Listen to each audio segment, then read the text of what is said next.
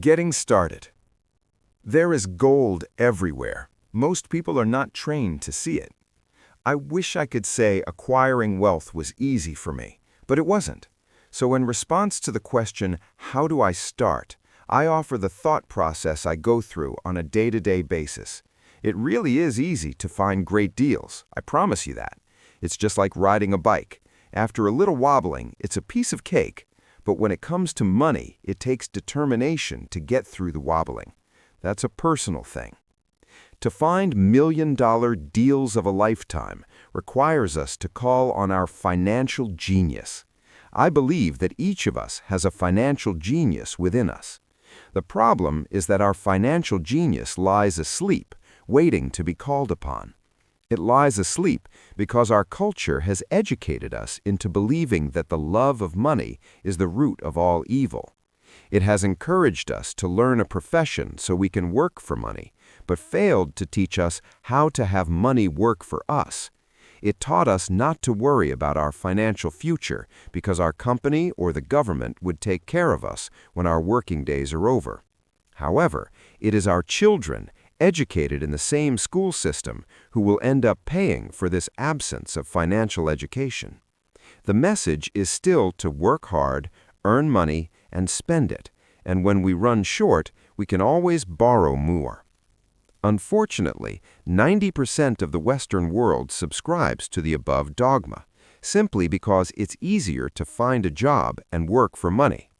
If you are not one of the masses, I offer you the following 10 steps to awaken your financial genius. I simply offer you the steps I have personally followed. If you want to follow some of them, great. If you don't, make up your own. Your financial genius is smart enough to develop its own list. While in Peru, I asked a gold miner of 45 years how he was so confident about finding a gold mine. He replied, "There is gold everywhere. Most people are not trained to see it." And I would say that is true. In real estate, I can go out and in a day come up with 4 or 5 great potential deals, while the average person will go out and find nothing, even looking in the same neighborhood. The reason is that they have not taken the time to develop their financial genius. I offer you the following 10 steps as a process to develop your God-given powers, powers over which only you have control. 1. Find a reason greater than reality, the power of spirit. If you ask roast people if they would like to be rich or financially free, they would say yes, but then reality sets in. The road seems too long with too many hills to climb. It's easier to just work for money and hand the excess over to your broker. I once met a young woman who had dreams of swimming for the U.S. Olympic team. The reality was that she had to get up every morning at 4 o'clock to swim for 3 hours before going to school. She did not party with her friends on Saturday night. She had to study and keep her grades up just like everyone else.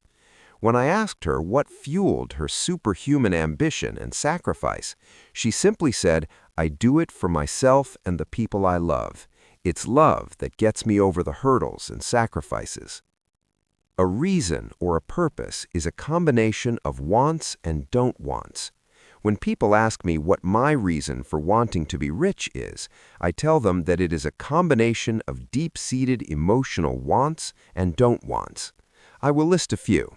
First, the don't wants, for they create the wants. I don't want to work all my life. I don't want what my parents aspired for, which was job security and a house in the suburbs. I hated that my dad always missed my football games because he was so busy working on his career. I hated it when my dad worked hard all his life and the government took most of what he worked for at his death. He couldn't even pass on what he worked so hard for when he died. The rich don't do that. They work hard and pass it on to their children. Now, the wants. I want to be free to travel the world and live in the lifestyle I love. I want to be young when I do this. I want to simply be free. I want control over my time and my life. I want money to work for me. Those are my deep-seated emotional reasons. What are yours? If they're not strong enough, then the reality of the road ahead may be greater than your reasons. I have lost money and been set back many times, but it was the deep emotional reasons that kept me standing up and going forward. I wanted to be free by the age of 40, but it took me until I was 47, with many learning experiences along the way. As I said, I wish I could say it was easy. It wasn't, but it wasn't that hard either. I've learned that without a strong reason or purpose, anything in life is hard. If you do not have a strong reason, there is no sense reading further. It will sound like too much work. 2. Make daily choices, the power of choice. Choice is the main reason people want to live in a free country. We want the power to choose. Financially, with every dollar we get in our hands, we hold the power to choose our future, to be rich, poor, or middle class. Our spending habits reflect who we are. Poor people simply have poor spending habits. The benefit I had as a boy was that I loved playing Monopoly constantly. Nobody told me Monopoly was only for kids, so I just kept playing the game as an adult. I also had a rich dad who pointed out to me the difference between an asset and a liability. So a long time ago, as a little boy, I chose to be rich, and I knew that all I had to do was learn to acquire assets, real assets. My best friend, Mike, had an asset column handed to him, but he still had to choose to learn to keep it. Many rich families lose their assets in the next generation simply because there was no one trained to be a good steward over their assets. Most people choose not to be rich. For 90% of the population, being rich is too much of a hassle, so they invent sayings that go, "I'm not interested in money. I'll never be rich. I don't have to worry. I'm still young. When I make some money, then I'll think about my future. My husband or wife handles the finances." The problem with those statements is that they rob the person who chooses to think such thoughts of two things. One is time, which is your most precious asset. The second is learning. Having no money should not be an excuse to not learn, but that is a choice we all make daily. The choice of what we do with our time, our money, and what we put in our heads. That is the power of choice. All of us have choice. I just choose to be rich, and I make that choice every day. Invest first in education. In reality, the only real asset you have is your mind, the most powerful tool we have dominion over. Each of us has the choice of what we put in our brain once we're old enough. You can watch TV, read golf magazines, or go to ceramics class or a class on financial planning. You choose. Most people simply buy televisions, and only about 10% buy business books. So what do? I go to seminars. I like it when they're at least 2 days long because I like to immerse myself in a subject.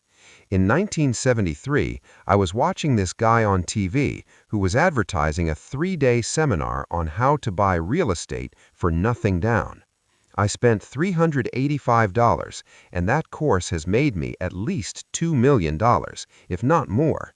But more importantly, it bought me life. I don't have to work for the rest of my life because of that one course. I go to at least 2 such courses every year. I love CDs and audiobooks. The reason? I can easily review what I just heard. I was listening to an investor say something I completely disagreed with. Instead of becoming arrogant and critical, I simply listened to that 5-minute stretch at least 20 times, maybe more. But suddenly, by keeping my mind open, I understood why he said what he said. It was like magic. I felt like I had a window into the mind of one of the greatest investors of our time. I gained tremendous insight into the vast resources of his education and experience.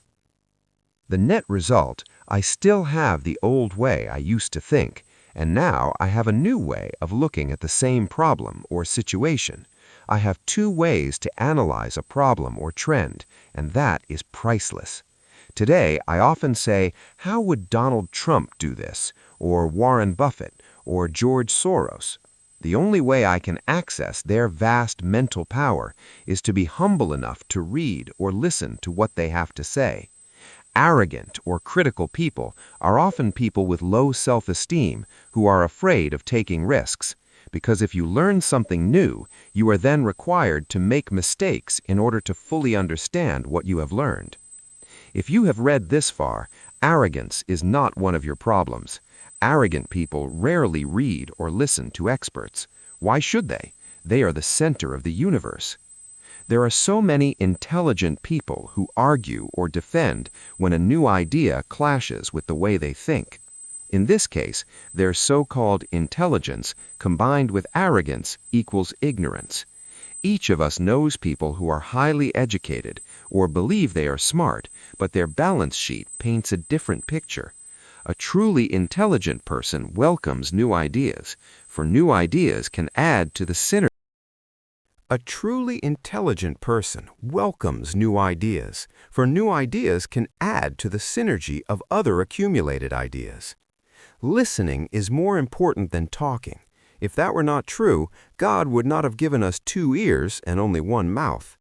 Too many people think with their mouth instead of listening in order to absorb new ideas and possibilities. They argue instead of asking questions. I take a long view on my wealth. I do not subscribe to the get-rich-quick mentality most lottery players or casino gamblers have. I may go in and out of stocks, but I am long on education. If you want to fly an airplane, I advise taking lessons first. I am always shocked at people who buy stocks or real estate, but never invest in their greatest asset, their mind. Just because you bought a house or 2 does not make you an expert at real estate. Choose friends carefully. The power of association. First of all, I do not choose my friends by their financial statements. I have friends who have actually taken a vow of poverty, as well as friends who earn millions every year. The point is that I learn from all of them. Now, I will admit that there are people I have actually sought out because they had money, but I was not after their money, I was seeking their knowledge. In some cases, these people who had money have become dear friends. I've noticed that my friends with money talk about money. They don't do it to brag, they're interested in the subject. So I learn from them and they learn from me. My friends who are in dire financial straits do not like talking about money, business, or investing. They often think it rude or unintellectual. So I also learn from my friends who struggle financially. I find out what not to do. I have several friends who have generated over $1 billion in their short lifetimes. The 3 of them report the same phenomenon. Their friends who have no money have never come to them to ask them how they did it, but they do come asking for one of 2 things, or both, a loan or a job. Warning: don't listen to poor or frightened people. I have such friends, and while I love them dearly, they are the Chicken Littles of life. To them, when it comes to money, especially investments, it's always, the sky is falling, the sky is falling. They can always tell you why something won't work. The problem is that people listen to them. But people who blindly accept doom and gloom information are also Chicken Littles. As that old saying goes, birds of a feather flock together.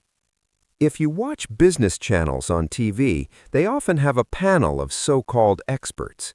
One expert will say the market is going to crash, and the other will say it's going to boom. If you're smart, you listen to both.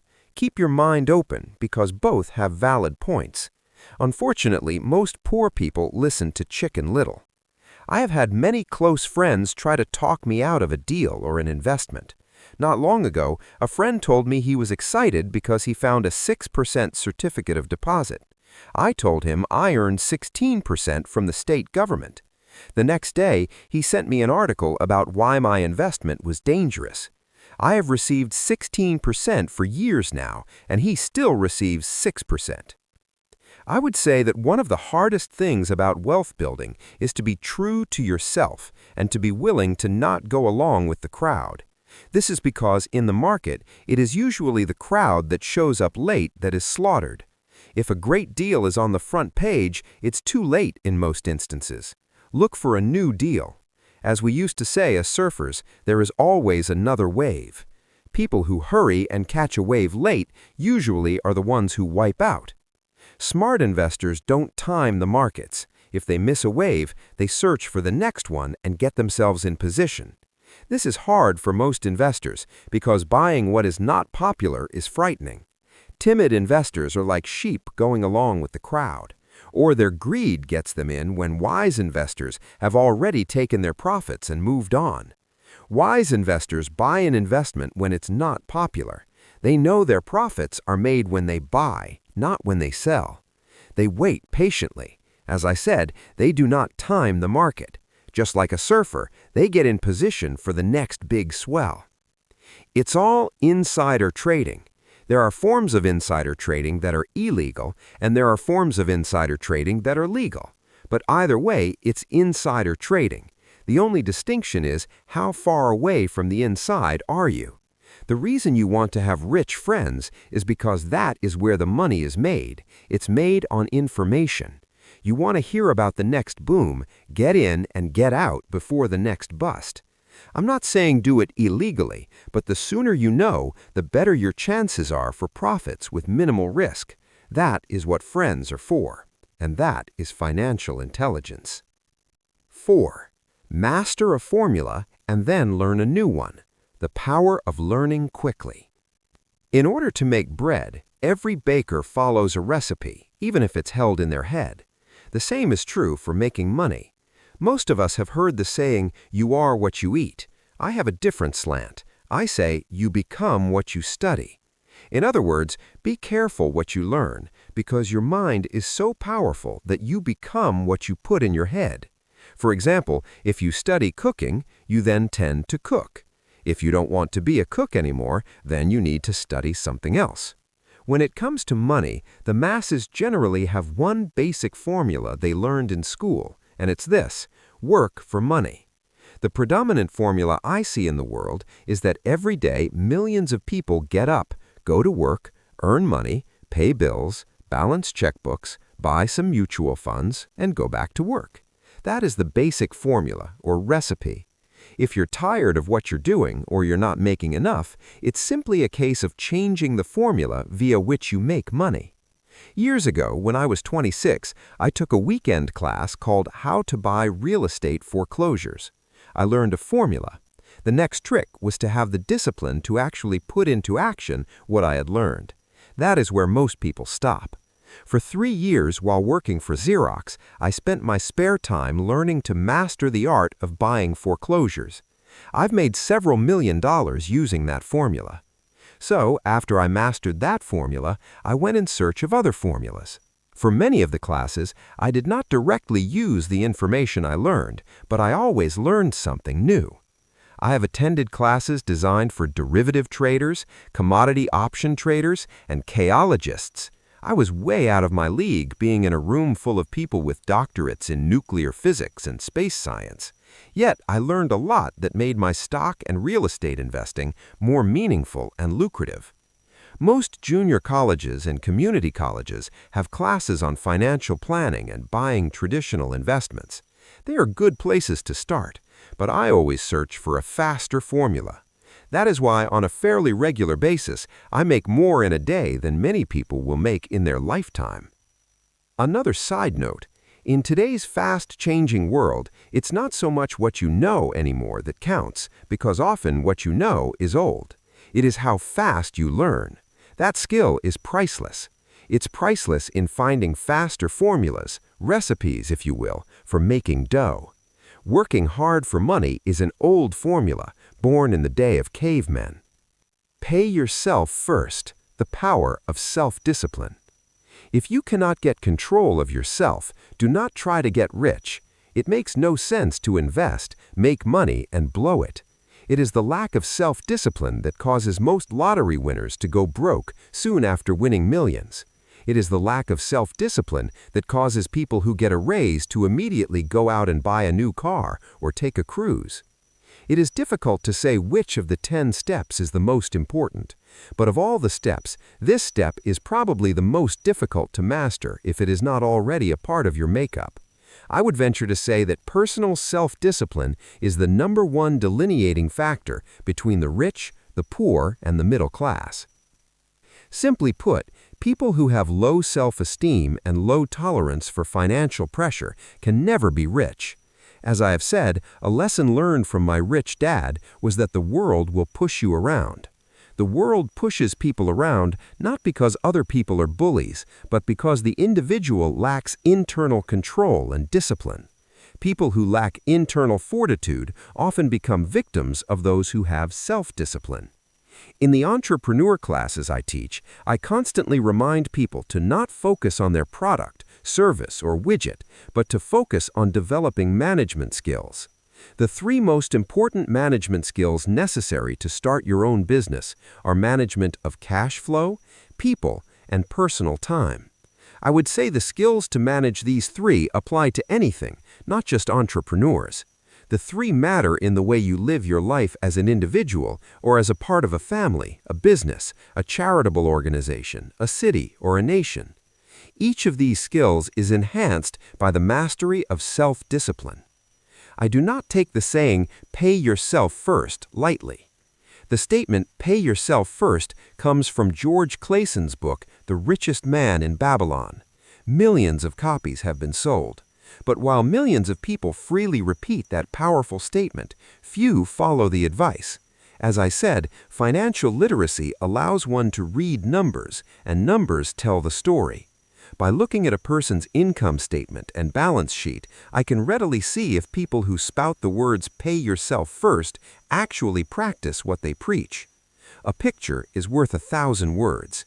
So let's review the financial statements of people who pay themselves first against someone who doesn't. Study the diagrams and see if you can pick up some distinctions.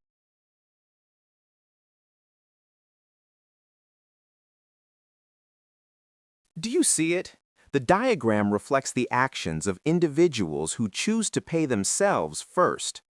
Each month, they allocate money to their asset column before they pay their monthly expenses. Although millions of people have read Clayson's book and understand the words "pay yourself first," in reality, they pay themselves last. Now I can hear the howls from those of you who sincerely believe in paying your bills first, and I can hear all the responsible people who pay their bills on time. I am not saying be irresponsible and not pay your bills. All I am saying is do what the book says, which is pay yourself first, and the previous diagram is the correct accounting picture of that action. If you can truly begin to understand the power of cash flow, you will soon realize what is wrong with the previous diagram, or why 90% of people work hard all their lives and need government support like Social Security when they are no longer able to work. Kim and I have had many bookkeepers, accountants, and bankers who have had a major problem with this way of looking at pay yourself first. The reason is that these financial professionals actually do what the masses do. They pay themselves last. There have been times in my life when, for whatever reason, cash flow was far less than my bills. I still paid myself first.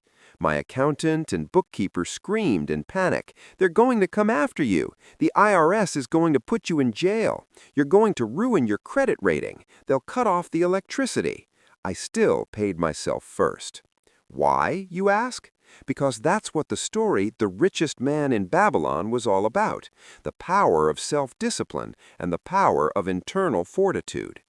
As my rich dad taught me the first month I worked for him, most people allow the world to push them around.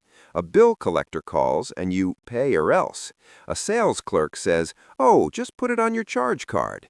Your real estate agent tells you, "Go ahead. The government allows you a tax deduction on your home."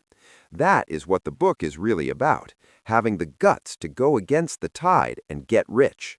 You may not be weak, but when it comes to money, many people get wimpy. I am not saying be irresponsible. The reason I don't have high credit card debt and doodad debt is because I pay myself first. The reason I minimize my income is because I don't want to pay it to the government. That is why my income comes from my asset column through a Nevada corporation. If I work for money, the government takes it. Although I pay my bills last, I am financially astute enough to not get into a tough financial situation. I don't like consumer debt.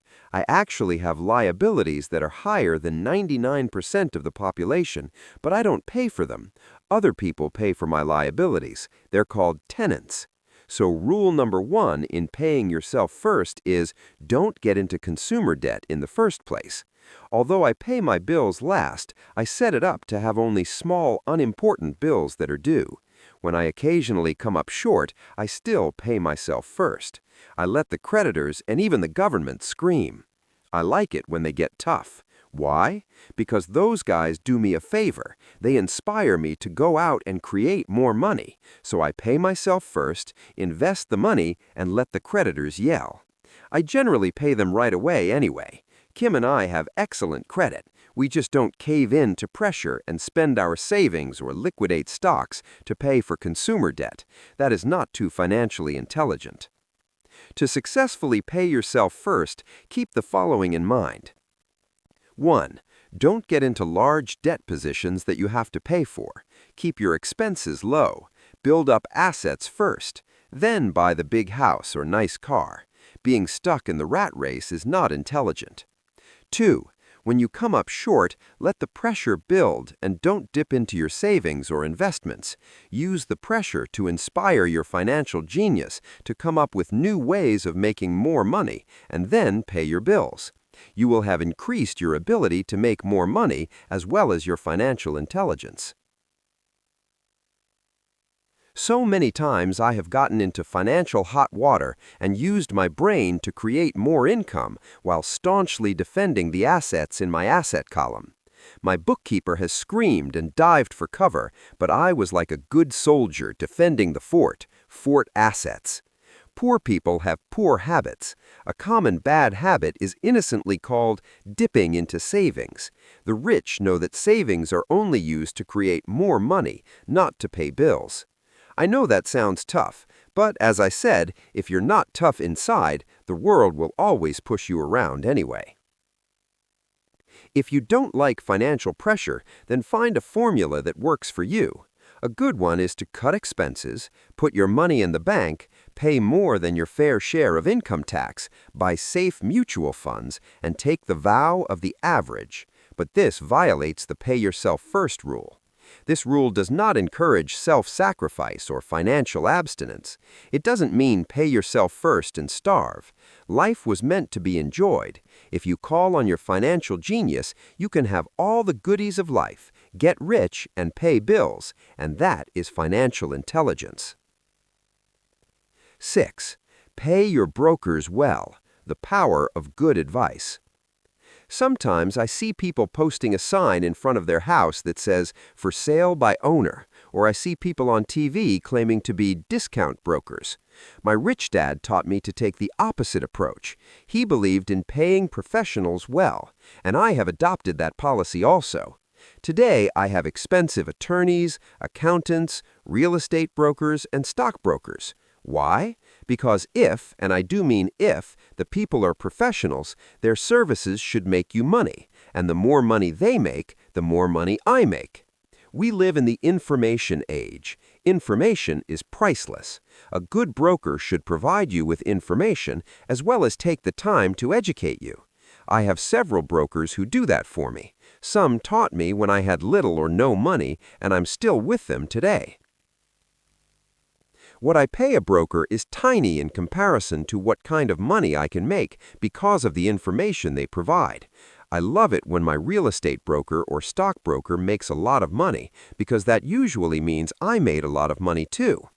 A good broker saves me time in addition to making me money, like when I bought the vacant land for $9,000 and sold it immediately for over $25,000 so I could buy my Porsche quicker. A broker is my eyes and ears in the market. They're there every day so I don't have to be. I'd rather play golf. People who sell their house on their own must not value their time much. Why would I want to save a few bucks when I could use that time to make more money or spend it with those I love? What I find funny is that so many poor and middle-class people insist on tipping restaurant help 15 to 20%, even for bad service, but complain about paying a broker 3 to 7%. They enjoy tipping people in the expense column and stiffing people in the asset column. That is not financially intelligent. Keep in mind that not all brokers are created equal. Unfortunately, most brokers are only salespeople. They sell, but they themselves own little or no real estate. There is a tremendous difference between a broker who sells houses and a broker who sells investments. The same is true for stock, bond, mutual fund, and insurance brokers who call themselves financial planners. When I interview any paid professional, I first find out how much property or stocks they personally own and what percentage they pay in taxes, and that applies to my tax attorney as well as my accountant. I have an accountant who minds his own business. His profession is accounting, but his business is real estate. I used to have an accountant who was a small business accountant, but he had no real estate. I switched because we didn't love the same business. Find a broker who has your best interests at heart. Many brokers will spend the time educating you, and they could be the best asset you find. Just be fair, and most of them will be fair to you. If all you can think about is cutting their commissions, then why should they want to help you? It's just simple logic. As I said earlier, one of the management skills is the management of people. Many people only manage people they feel smarter than and have power over.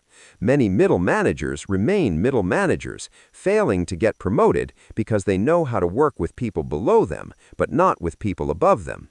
The real skill is to manage and reward the people who are smarter than you in some technical area. That is why companies have a board of directors. You should have one too. That is financial intelligence. 7. Be an Indian giver, the power of getting something for nothing. When the first European settlers came to America, they were taken aback by a cultural practice some American Indians had. For example, if a settler was cold, the Indian would give the person a blanket. Mistaking it for a gift, the settler was often offended when the Indian asked for it back. The Indians also got upset when they realized the settlers did not want to give it back. That is where the term Indian giver came from, a simple cultural misunderstanding. In the world of the asset column, being an Indian giver is vital to wealth. The sophisticated investor's first question is, how fast do I get my money back? They also want to know what they get for free, also called a piece of the action. That is why the ROI, or return on investment, is so important. The sophisticated investor's first question is, how fast do I get my money back? For example, I found a small condominium that was in foreclosure a few blocks from where I lived. The bank wanted $60,000, and I submitted a bid for $50,000, which they took, simply because along with my bid was a cashier's check for $50,000. They realized I was serious. Most investors would say, aren't you tying up a lot of cash? Would it not be better to get a loan on it? The answer is, not in this case. My investment company uses this condominium as a vacation rental in the winter months when the snowbirds come to Arizona. It rents for $2,500 a month for 4 months out of the year. For rental during the off-season, it rents for only $1,000 a month. I had my money back in about 3 years. Now I own this asset which pumps money out for me, month in and month out. The same is done with stocks. Frequently, my broker calls and recommends I move a sizable amount of money into the stock of a company that he feels is just about to make a move that will add value to the stock, like announcing a new product. I will move my money in for a week to a month while the stock moves up. Then I pull my initial dollar amount out and stop worrying about the fluctuations of the market because my initial money is back and ready to work on another asset. So my money goes in and then it comes out, and I own an asset that was technically free. True, I have lost money on many occasions, but I only play with money I can afford to lose. I would say on an average 10 investments, I hit home runs on 2 or 3, while 5 or 6 do nothing and I lose on 2 or 3. But I limit my losses to only the money I have in at that time. People who hate risk put their money in the bank. In the long run, safe savings are better than no savings, but it takes a long time to get your money back, and in most instances, you don't get anything for free with it. On every one of my investments, there must be an upside, something for free, like a condominium, a mini storage, a piece of free land, a house, stock shares, or an office building. And there must be limited risk or a low-risk idea. There are books devoted entirely to this subject, so I will not talk about it here. Ray Kroc, of McDonald's fame, sold hamburger franchises, not because he loved hamburgers, but because he wanted the real estate under the franchise for free. So wise investors must look at more than ROI. They look at the assets they get for free once they get their money back. That is financial intelligence. 8. Use assets to buy luxuries. The power of focus. A friend's child has been developing a nasty habit of burning a hole in his pocket. Just 16, he wanted his own car. The excuse? All his friends' parents gave their kids cars. The child wanted to go into his savings and use it for a down payment. That was when his father called me and then came to see me. Do you think I should let him do it, or should I just buy him a car? I answered, it might relieve the pressure in the short term, but what have you taught him in the long term? Can you use this desire to own a car and inspire your son to learn something? Suddenly, the lights went on, and he hurried home. 2 months later, I ran into my friend again. Does your son have his new car? I asked. No, he doesn't, but I gave him $3,000 for the car. I told him to use my money instead of his college money. Well, that's generous of you, I said. Not really. The money came with a hitch. So what was the hitch? I asked. Well, first we played your cash flow game.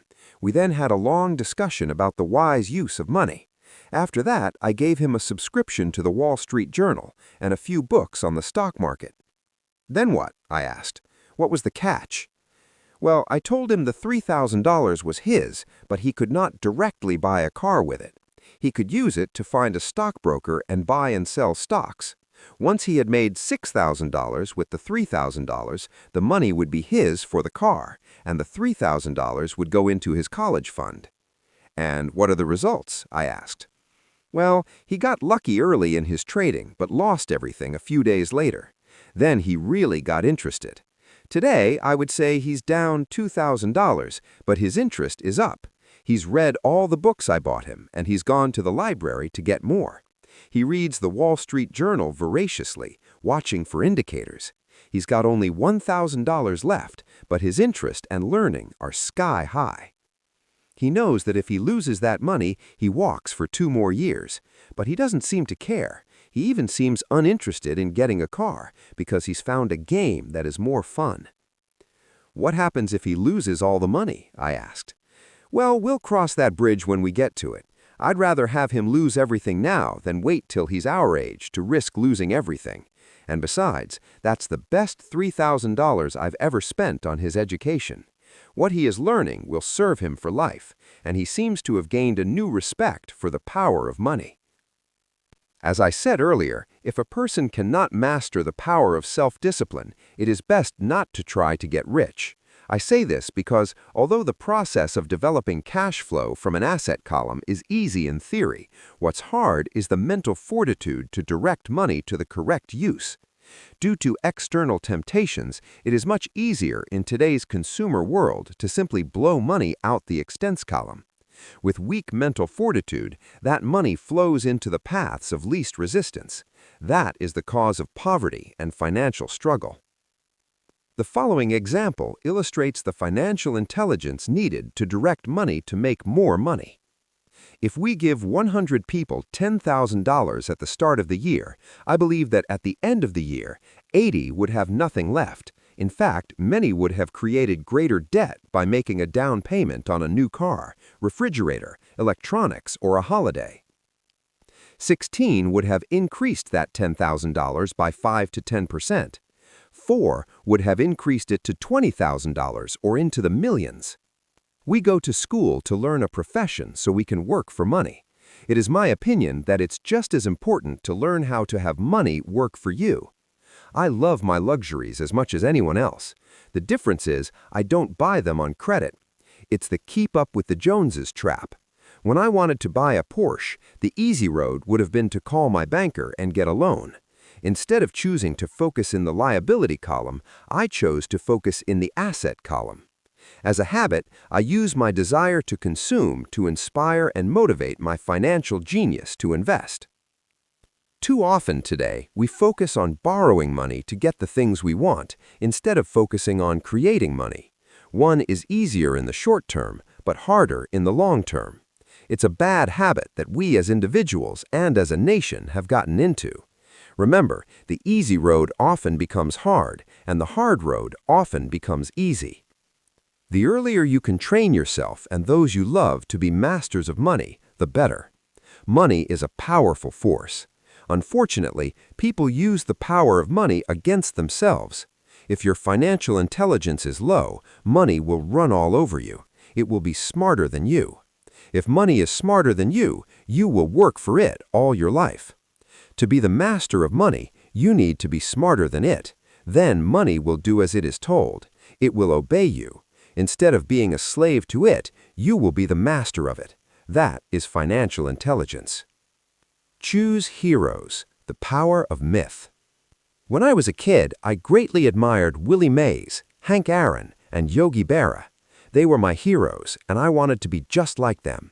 I treasured their baseball cards. I knew their stats, the RBIs, the ERAs, their batting averages, how much they got paid, and how they came up from the minor leagues. As a 9-year-old kid, when I stepped up to bat or played first base or catcher, I wasn't me. I pretended I was a famous baseball player. It's one of the most powerful ways we learn, and we often lose that as adults. We lose our heroes. Today, I watch little kids playing basketball near my home. On the court, they're not little Johnny. They're pretending to be their favorite basketball hero. Copying or emulating heroes is true learning. I have new heroes as I grow older. I have golf heroes, and I copy their swings and do my best to read everything I can about them.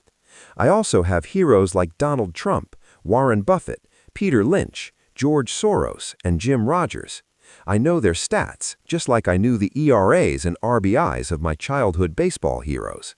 I follow what Warren Buffett invests in, and I read anything I can about his point of view on the market and how he chooses stocks.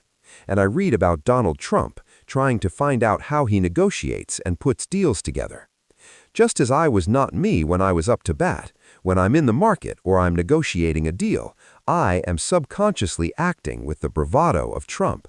Or when analyzing a trend, I look at it as though Warren Buffett were doing it. By having heroes, we tap into a tremendous source of raw genius. But heroes do more than simply inspire us. Heroes make it look easy. Making it look easy convinces us to want to be just like them. If they can do it, so can I. When it comes to investing, too many people make it sound hard. Instead, find heroes who make it look easy.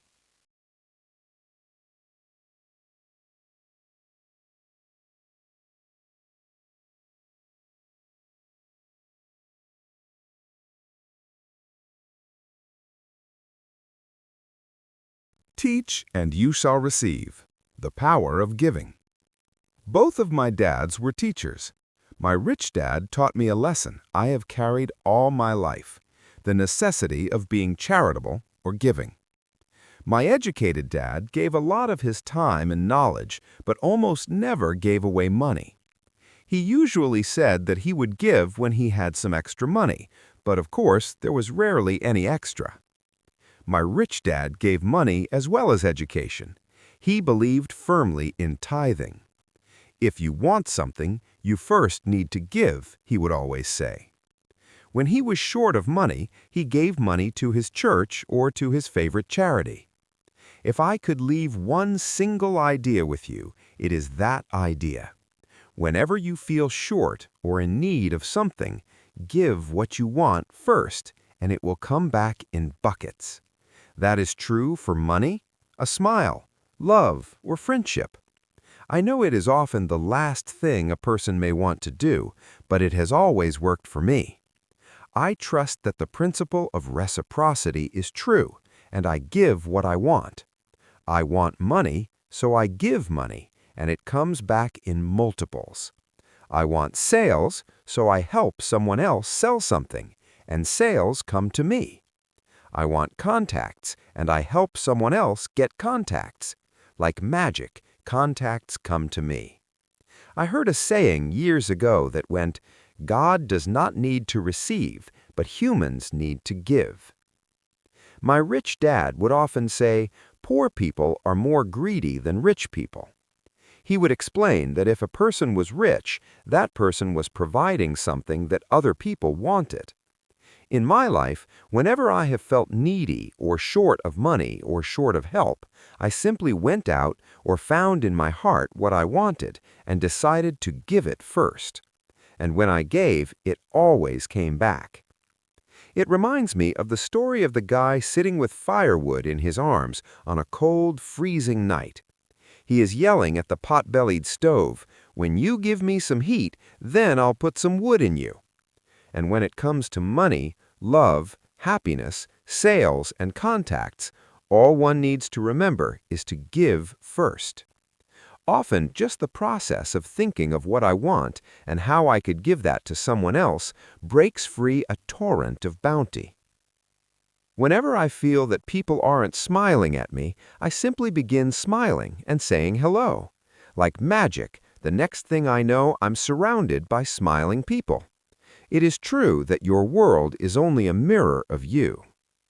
So that's why I say teach and you shall receive. I have found that the more I teach those who want to learn, the more I learn. If you want to learn about money, teach it to someone else. A torrent of new ideas and finer distinctions will come in.